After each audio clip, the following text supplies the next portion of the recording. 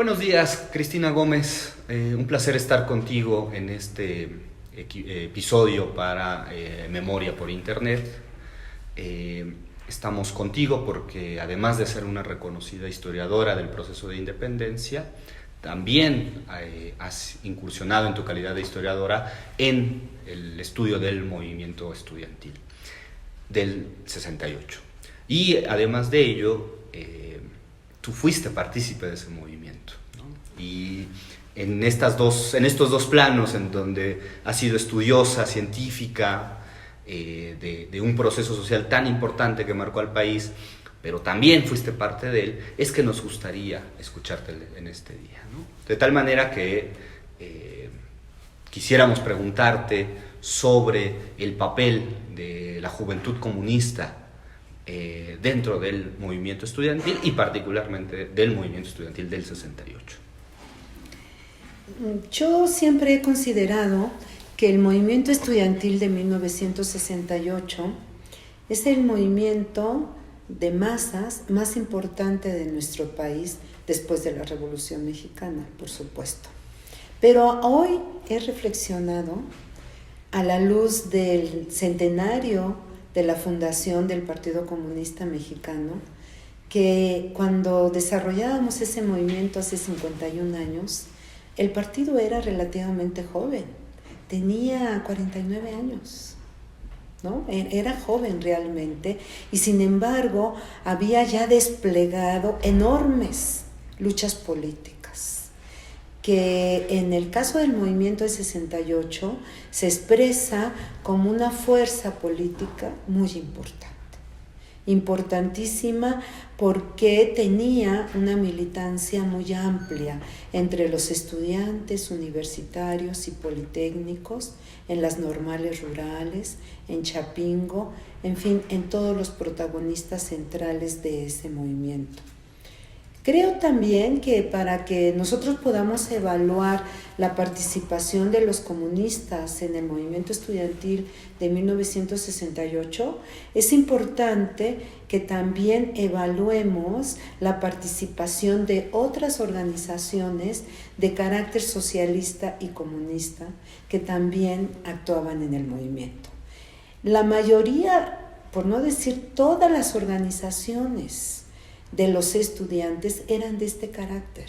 No solamente estábamos los comunistas organizados en la Juventud Comunista de México, porque éramos jóvenes, a pesar de tener la ideología y el programa del Partido Comunista, pues teníamos nuestra propia organización, que era la Juventud Comunista, pero estaban también los trotskistas. Por ejemplo, te voy a dar un dato que es interesante, sobre todo hoy en día, que carecemos en las universidades de grupos muy claramente organizados e ideológicamente definidos. Por ejemplo, en la preparatoria donde yo estudié, en 1968, en el mes de marzo, hicimos elecciones para la sociedad de alumnos de esa escuela, porque en todas las escuelas había estas organizaciones.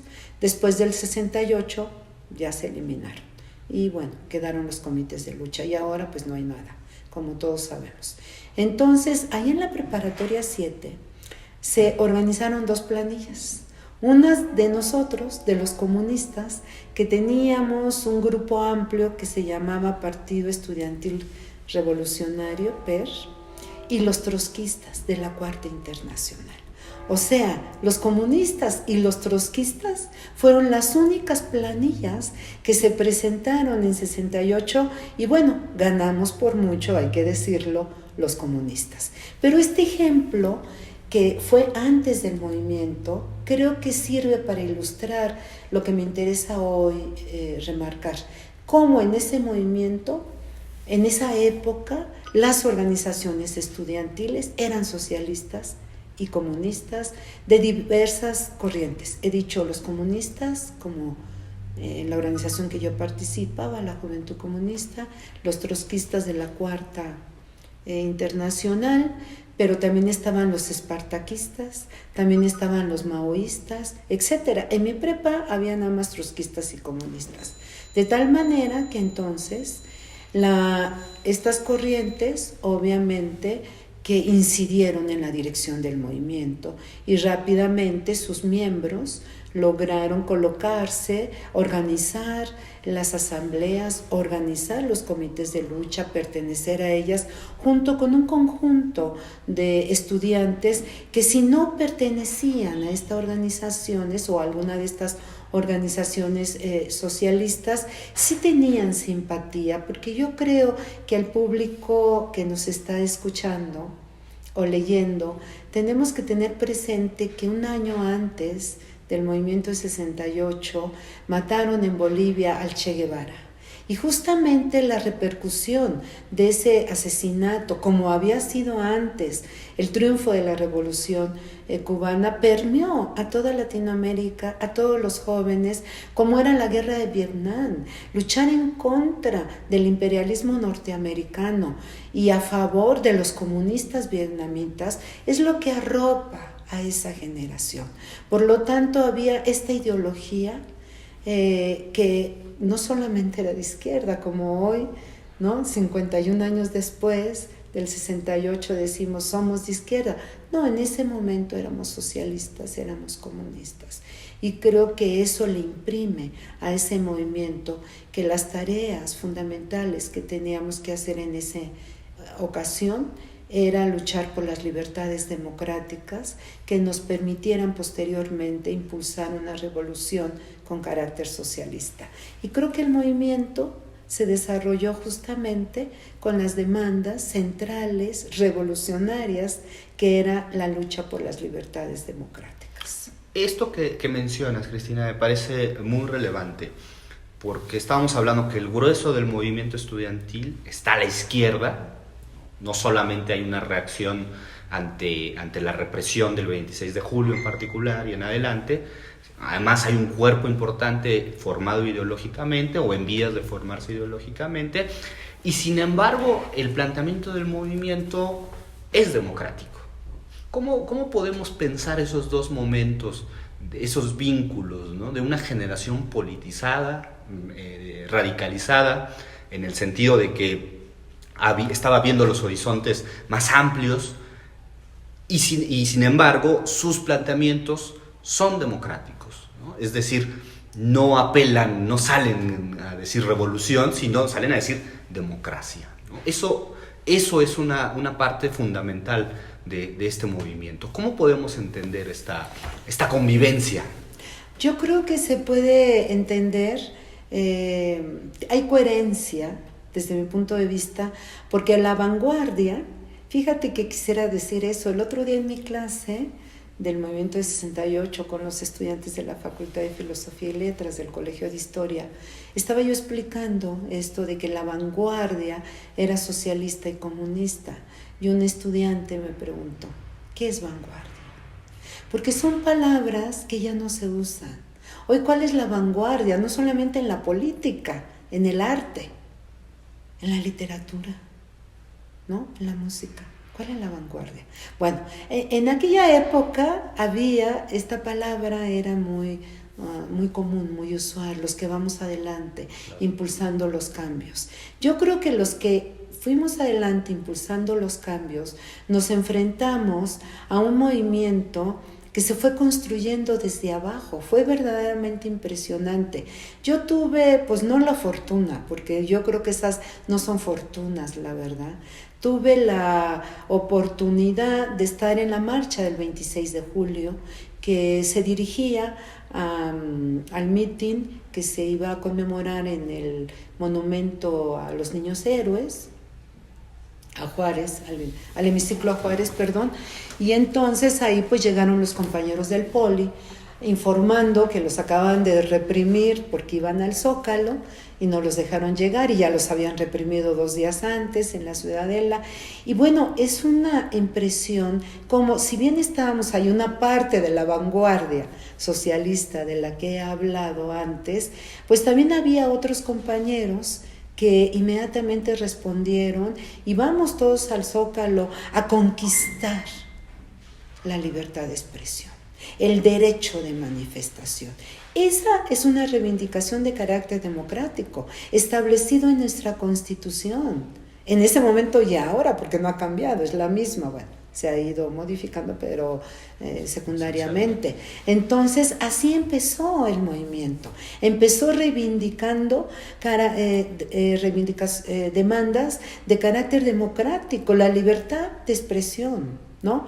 El hecho, esa noche, sí, porque fue ya en la noche, cómo nos reprimieron los granaderos porque queríamos ir al Zócalo, y ahí entre 5 de Mayo y Madero y Palma, bueno, una represión tremenda, ¿no? Y bueno, pues de ahí surge inmediatamente la desaparición de esos cuerpos represivos, y luego la cantidad de heridos, pues la indemnización a los familiares, ¿no? Se fue construyendo, y bueno, y sobre todo la libertad de los presos políticos, que nos referíamos pues a nuestros presos anteriores de luchas sindicales importantísimas, como Valentín Campa, como Demetrio Vallejo, que ambos ya tenían posibilidades de obtener la libertad en ese momento, y el gobierno no se las quería dar. Entonces esto se fue construyendo, este pliego petitorio que tenía justamente las características de luchar al interior de lo establecido en la Constitución y que se llevara a la práctica. Eran las libertades democráticas que estaban conculcadas en ese momento en nuestro país. Entonces yo creo que no hay contradicción. Yo creo que cuando menos en el caso de los comunistas, que habían hecho su congreso años antes, el 13 Congreso, más importante, ya había planteado esta posibilidad, que para acceder a la revolución socialista había que democratizar nuestro país, porque eso a veces se nos olvida ahora, porque ponemos un poco énfasis en el neoliberalismo de los años 80. Está bien, no hay que olvidarnos porque son los años más recientes para nosotros, pero yo que ya soy mayor y que viví este movimiento, bueno, toda la lucha de los años 50, de los años 60 y de los años 70, pues era justamente para derribar este régimen totalmente autoritario que tenía nuestro país en ese momento, encabezado por el Partido Revolucionario Institucional, ¿no? Entonces yo creo que no hay contradicción, a mí me parece que al contrario, porque además eso era lo que la sociedad lo sentía, por eso ese fue un movimiento masivo, por eso fue un movimiento que despertó también mucha simpatía entre otros sectores de la población, no solamente entre los estudiantes, y por eso también los estudiantes se sumaron de manera masiva a este movimiento. Cristina, digamos, los relatos que hay mayoritariamente construidos años después, los testimonios, suelen referirse al Partido Comunista, ¿no? Es decir, el Partido Comunista está siempre presente ahí, es una fuerza, su comité central, una parte cae preso el mismo día, la edición del periódico, que era el 26 de julio, desaparece, no existe ningún ejemplar. Porque son allanadas las oficinas. Los comunistas pasan muchos años en la cárcel, como lo venían pasando, ya lo has mencionado tú, Valentín Campa, que era comunista, o Demetrio Vallejo. ¿Cuál es tu opinión sobre la participación del partido y de la juventud, entendiendo que son dos organizaciones con relativa autonomía una de la otra, aunque hay unos planteamientos que los unifican, en el movimiento estudiantil de 1968?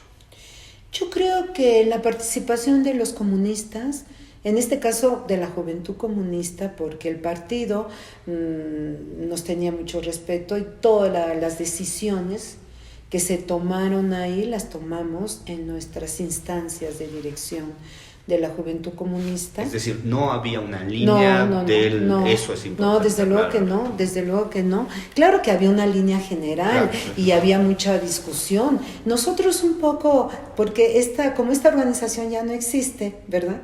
A lo mejor es interesante que le digamos a las personas que nos están escuchando cómo se organizaba la Juventud Comunista. Y yo creo que de una manera similar se organizaban los otros grupos socialistas y comunistas que ya he referido. Nosotros teníamos un comité central de la Juventud Comunista integrado por muchos compañeros, y luego teníamos un presidium, que es la dirección más pequeña, ¿no?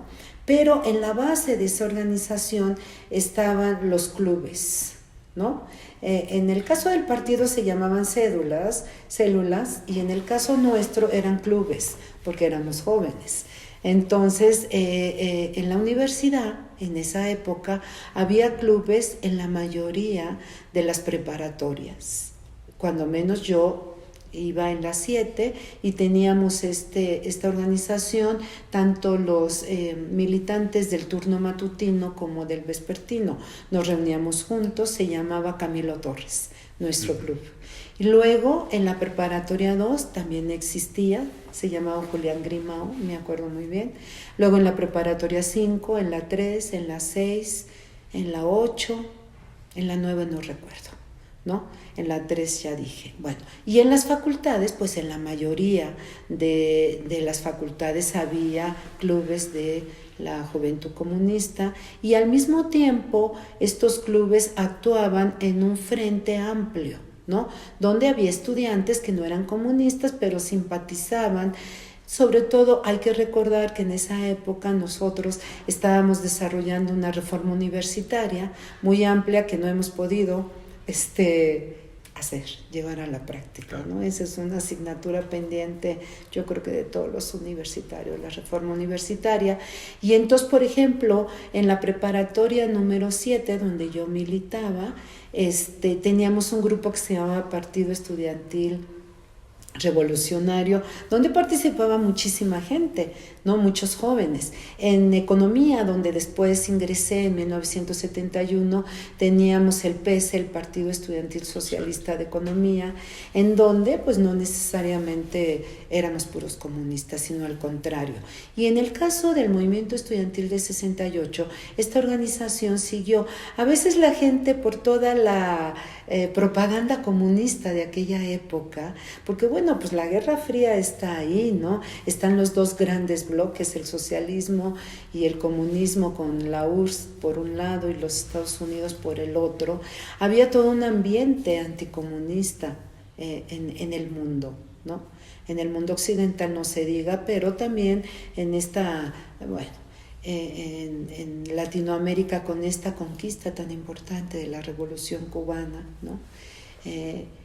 Hay ese ambiente que estamos viviendo. Entonces la gente cree que los comunistas es gente, como decía esta propaganda anticomunista, que se come a los niños vivos.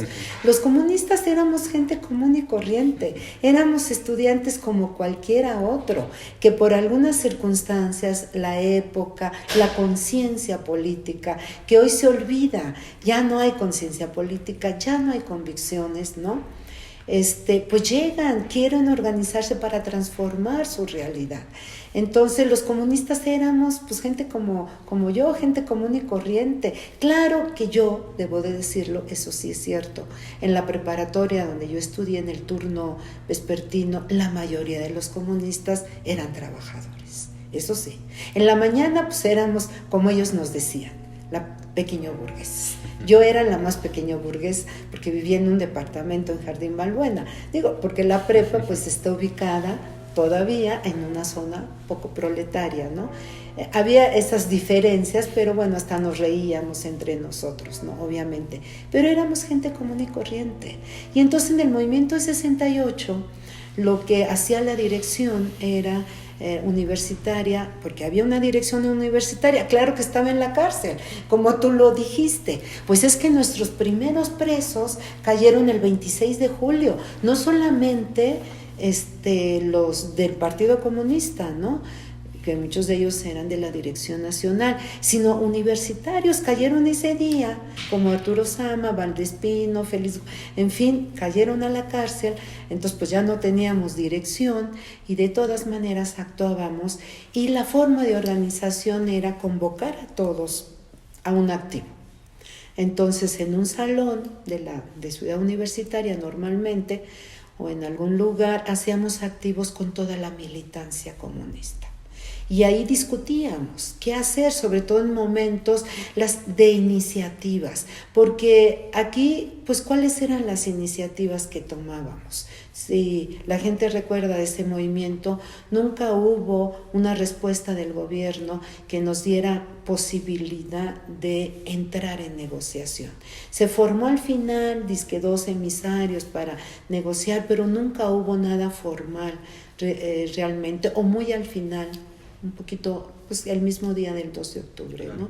Entonces nosotros discutíamos todas las actividades que había que ir a plantear a nuestras asambleas para desarrollar la lucha, porque éramos efectivamente la vanguardia, pero nunca la Juventud Comunista o ningún militante pudo imponer nada, porque el movimiento de 68 era un movimiento profundamente democrático. Mira, te voy a dar un ejemplo. Yo creo que con este ejemplo la gente tiene una idea del funcionamiento no solo de nosotros, sino del movimiento también. Me acuerdo que nos reunimos en Ciudad Universitaria en septiembre, no recuerdo exactamente la fecha, en un activo de la Juventud Comunista de la universidad.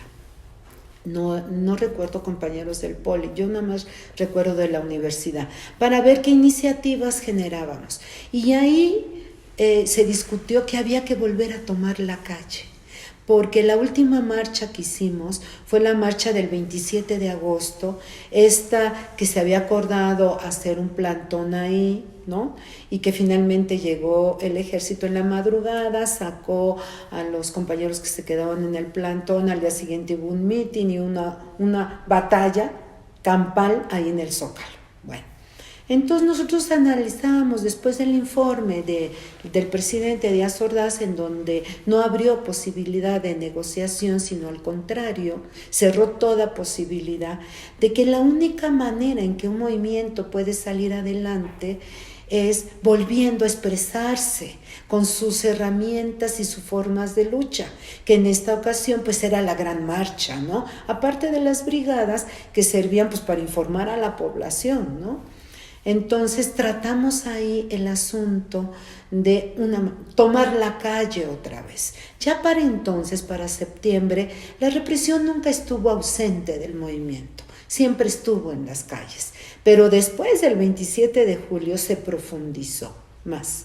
27 de agosto, se profundizó más.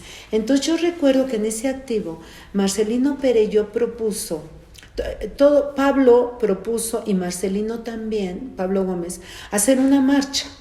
Los dos estuvieron de acuerdo y todos dijimos sí, pero hay que hacer algo diferente, ¿no? Nos preocupaba mucho los presos políticos porque cada día se engrosaba, ¿no? Y entonces Pablo decía que fuera alrededor de esta consigna de los presos políticos, de su libertad, porque si por ahí hay un avance, ¿no? Cuando menos que ya no sigan deteniendo y dejen en libertad a muchos de ellos. Y Marcelino dijo, sí, pero yo propongo que sea una marcha silenciosa. Y me acuerdo muy bien que son de las cosas que no sé por qué, se me quedaron muy grabadas, ¿no? Hay muchas cosas, obvio, el 2 de octubre, obvio, pero esa reunión se me quedó muy grabada, porque Marcelino lo dijo en Cataluña, como la gente sabe, Marcelino, sus padres eran catalanes, anarquistas, y entonces él hacía un recuerdo de que una marcha de esa naturaleza fue muy exitosa en un momento difícil de la guerra civil. Y entonces discutimos y aprobamos. Pero fíjate el camino que teníamos que recorrer para que una iniciativa de esa naturaleza se aprobara. Fuimos a nuestras asambleas, que se hacían todos los días en la mañana. los de turno de la mañana y los de la tarde en el turno de la tarde. Me refiero a las prepas. Yo no sé las facultades, la verdad, si nada más hacían una asamblea en la tarde, es probable, porque ellos iban mañana y tarde, pero en las prepas sí estaban separados los turnos. Hacíamos la asamblea en la mañana donde yo iba, propusimos la idea y ganó, se votó y ganó.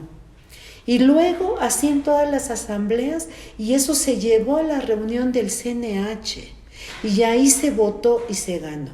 Había una corriente que después se apropió la marcha del silencio, 10, 15 años después, como iniciativa de ellos, que esta corriente nunca quería hacer marchas, porque siempre pensaban que nos iban a golpear. Y nosotros les decíamos, pues sí, ese es el riesgo, pero si no, entonces nos quedamos cruzados. Esta corriente misma, cuando se estaba organizando 3 años después la marcha del 10 de junio, también se oponía a salir.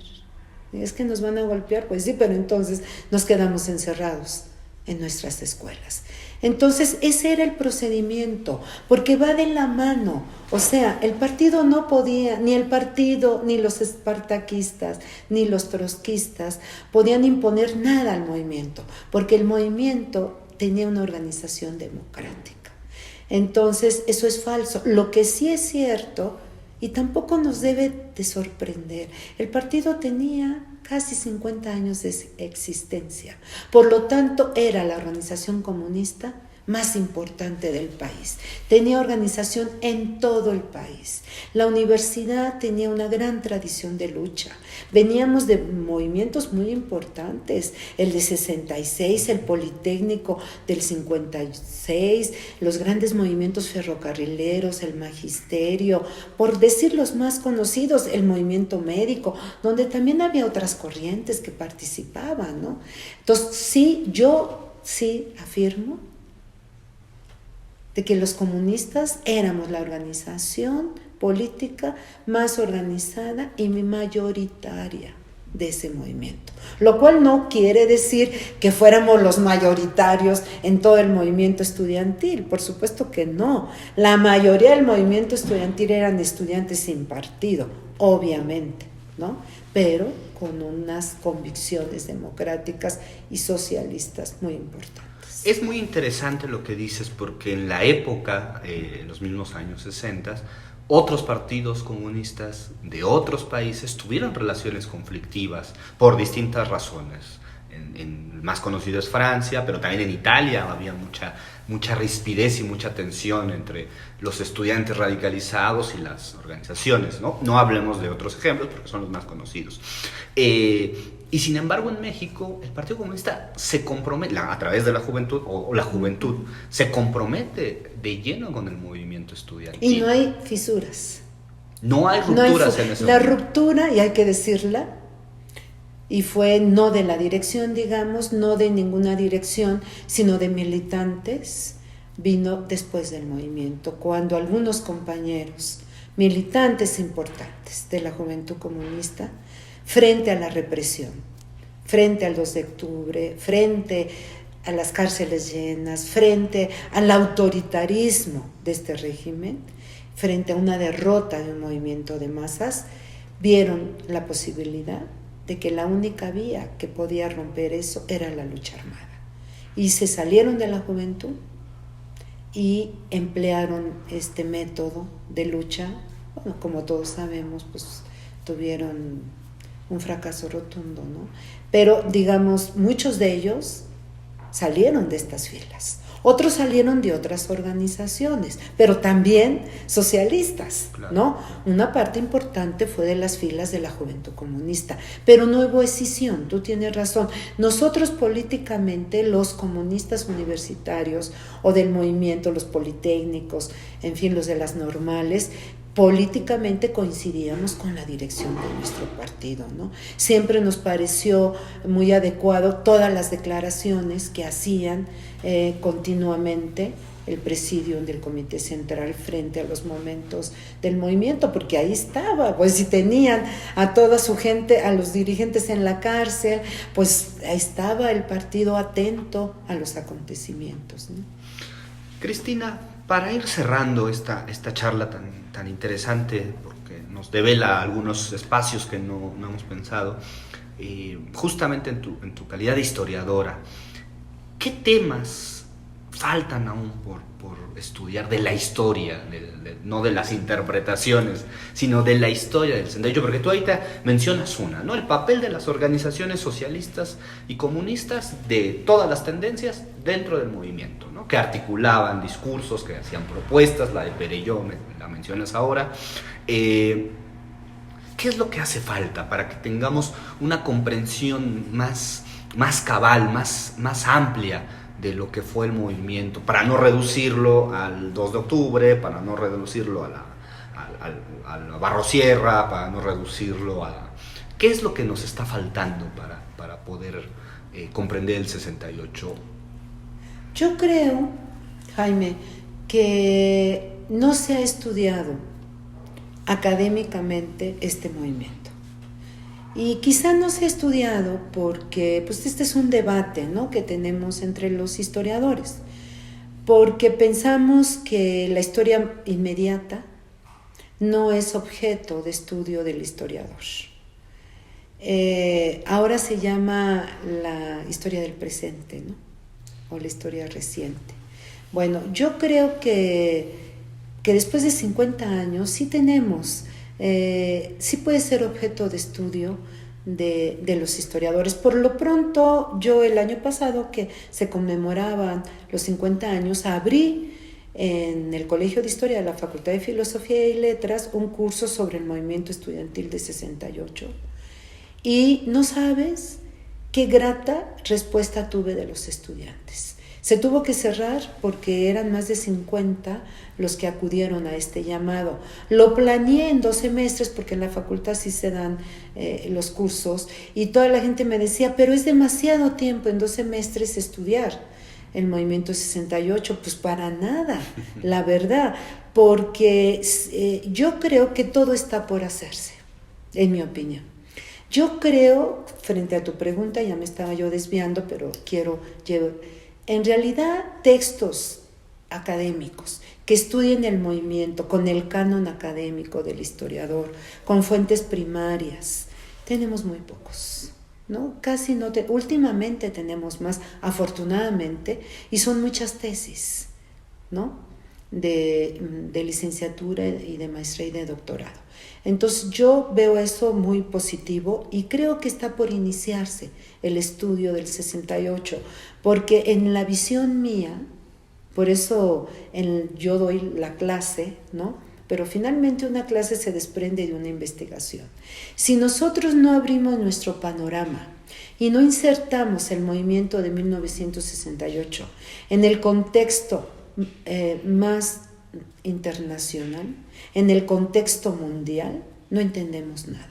Porque el movimiento de 68 se expresó casi en todo el orbe, ¿no?, pero de manera diferente, hasta en los países socialistas también se expresó, ¿no?, porque ahí también tiene lugar, por eso hay que estudiarlo.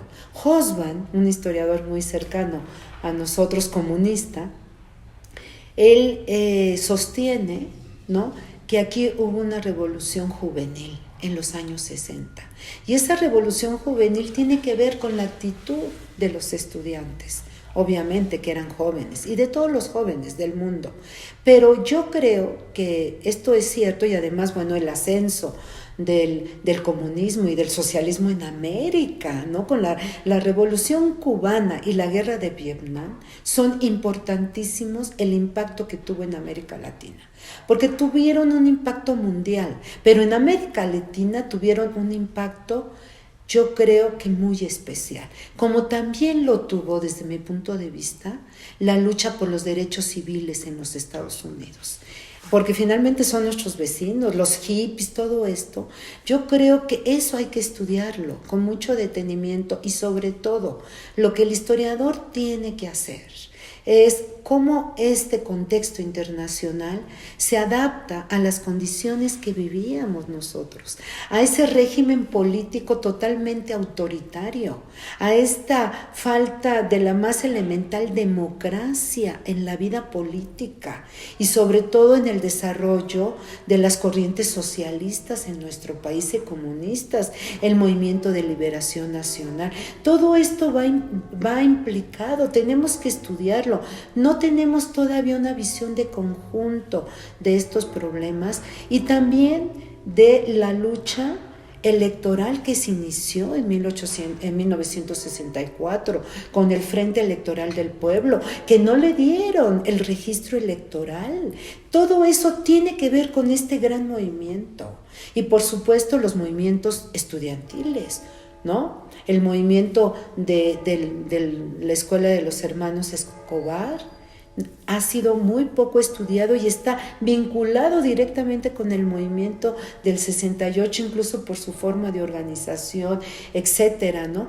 Yo creo que todo eso falta por hacerse, por una parte. Y por otra parte, me da, yo tengo la idea, cuando menos yo ahora que regrese de mi sabático, voy a extender este curso hacia, obviamente, los años 70, ¿no? No solamente el 10 de junio, que es parte de, pues es digamos de la misma generación del 71, sino estudiar la Guerra Sucia, que también ya se ha estudiado, ya se inicia su estudio, ¿no? Todos estos grupos que utilizaron la vía armada como el método de lucha y que bueno, sabemos y ya sabíamos que iban a fracasar. Bueno, desafortunadamente eso tampoco fue inútil, ¿no? Porque yo creo que también contribuyeron a su granito de arena, la verdad, con muchos muertos y la mayor parte del lado de ellos, que también se olvida, ¿no? O sea, eran jóvenes los que murieron, la mayor parte de ellos en esta mal llamada Guerra Sucia, y los desaparecidos y todo eso que hoy estamos viviendo, pero a diferencia de lo que hoy estamos viviendo, que es un horror también, aquellos eran crímenes políticos. Estos no, estos tienen otra connotación. Entonces yo creo que nos hace falta hacer todo ese análisis, ¿no? Porque si no lo hacemos, incluso hablando de esto en el contexto en el que el partido obtiene su registro electoral y sus derechos, porque a la gente se le olvida que el Partido Comunista Mexicano no era legal, o sea, no podía participar legalmente en ninguna lucha. Pues qué sistema político teníamos tan antidemocrático, que esta organización que ya tenía en el 68 50 años casi de existencia, no tenía derechos políticos, ¿no? Cualquier momento, como se hacía muy frecuentemente, llegaban a las oficinas del partido a agarrar a la gente y a saquear estas oficinas, ¿no? O sea, eso se les olvida a la gente. Yo creo que hay que hacer todo este estudio de conjunto. Si no, no entendemos el 68, ni antes, ni el movimiento, ni después del 68, porque lo que hoy estamos viviendo en nuestro país, aunque ya no exista un movimiento o movimientos muy claramente socialistas o comunistas, sino ya se digan todos de izquierda, ¿no? Para homogeneizar. Todos se dicen de izquierda, lo cual no es ninguna crítica, es una observación. No, así son las cosas, ahora son así las cosas.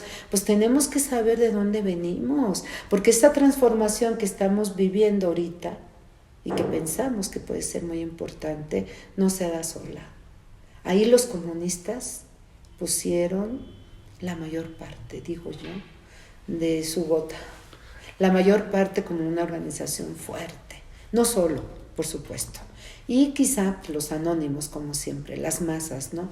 Pero de organizaciones yo creo que fueron y serán en este país los comunistas. Cristina, para finalizar, tú mencionabas la ruptura del 71 que se organizó sobre la consigna "No queremos democracia, queremos revolución", si no mal recuerdo, donde un grupo de la JCM, de la Juventud, sale del partido.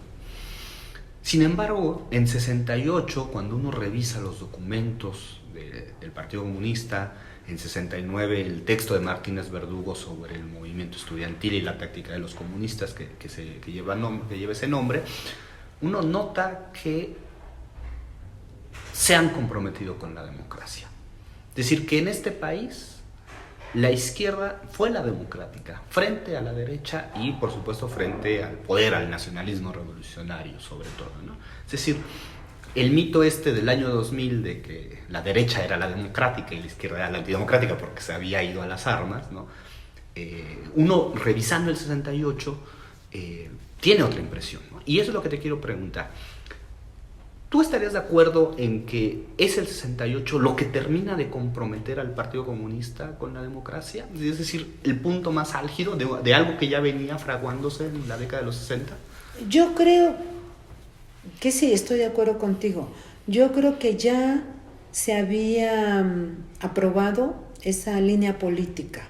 Y yo creo que el 68 le da la razón a la dirección del partido. A mí me parece que le da la razón y refuerza que por ahí hay que continuar. Y nos costó muchísimo trabajo continuar por ahí, obviamente, porque, bueno, pues hay que hacer toda la historia de la década de los 70, la lucha por la tierra de Danzós Palominos, ¿no?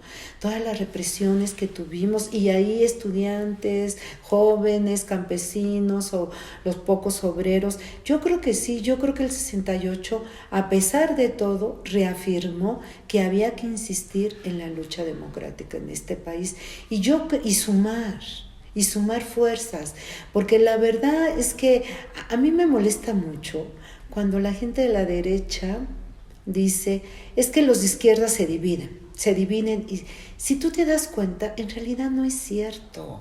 Eso me parece a mí que es un mito, al menos en México. Sí, aquí ha habido escisiones, sí, pero muy pequeñas, ¿no? La de Revueltas, después la de Valentín Campa, que regresa Valentín. O sea, realmente no, esa yo creo que, bueno, también hay que hacer la historia del partido, ¿no? La verdad. Que bueno, la historia del partido hay que hacerla en función de la lucha política, si no tampoco se entendería, claro, ¿no? Claro. Obviamente no puede ser aislada. Pero la verdad es que yo creo que, quizá te voy a decir algo que lo había pensado pero nunca lo había verbalizado. Yo creo que justamente fue a partir de la década de cómo terminó el movimiento de 68 y toda la década de los años 70, ¿no? De cuando el partido finalmente en 78 tuvo el registro electoral y cómo en 79 formó la coalición de izquierda con otras agrupaciones socialistas para participar en las elecciones. A partir de ahí el Partido Comunista se convierte en la unidad de la izquierda. Para ya no decir la unidad de las fuerzas socialistas. El partido es el que va a nuclear a la izquierda. Eso es la verdad, porque después tenemos el PSUN. Y el PSUN se origina a partir de los comunistas. ¿Cuál era la idea? Sumar, que a la mera hora no sumó el grupo de Eberto Castillo. Bueno, pues eso ya fue problema de Eberto Castillo, que después, años después, tuvimos que formar el otro partido porque ya se quería sumar el PMT. No, el PMS, perdón. El PMT era el PMS, y luego con ya la gran lucha electoral del 88, pues es el Partido Comunista el que le da el registro, o sea, el origen, el que le da el registro hoy, en ese momento al PRD. Entonces, si tú te das cuenta, no solamente es la lucha por el carácter, por impulsar la democracia en este país, no solo electoral, por supuesto. Claro. Después, pues se puso énfasis en lo electoral, ¿no? Pero en la lucha democrática y en la unidad de la izquierda. Yo lo acompañaría con el asunto de la unidad de la izquierda. Y eso es el legado más importante de los comunistas mexicanos, en mi opinión.